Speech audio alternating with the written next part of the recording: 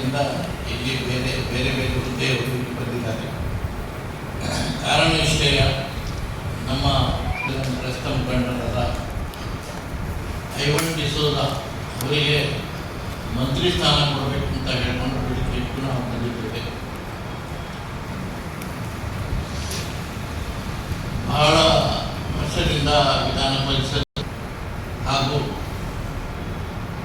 ಸ್ಥಳೀಯವಾಗಿ ಮಂಗಳೂರು ಪಕ್ಷದ ಸಭೆ ಆಗಲಿ ಅಥವಾ ಯಾವುದೇ ಒಂದು ಕಾರ್ಯಕ್ರಮ ಆಗಲಿ ಅವರಲ್ಲಿ ಇರ್ತಾರೆ ಮತ್ತು ಅವರಿಗೆ ಆ ಒಂದು ಅವಕಾಶ ಕೊಟ್ಟಿದ್ದಾರೆ.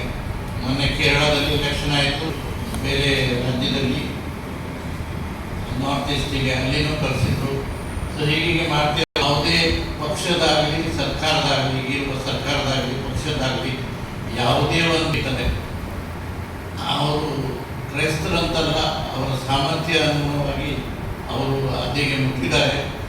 ಆದರೆ ಸರ್ಕಾರದಲ್ಲಿ ಅವರಿಗೆ ಒಂದು ಸ್ಥಾನ ಸಿಗಬೇಕು ಅಂತ ಹೇಳ್ಕೊಂಡು ನಾವು ಇವತ್ತೇ ಪ್ರಯತ್ನ ಮಾಡ್ತಾಯಿದ್ದೀವಿ.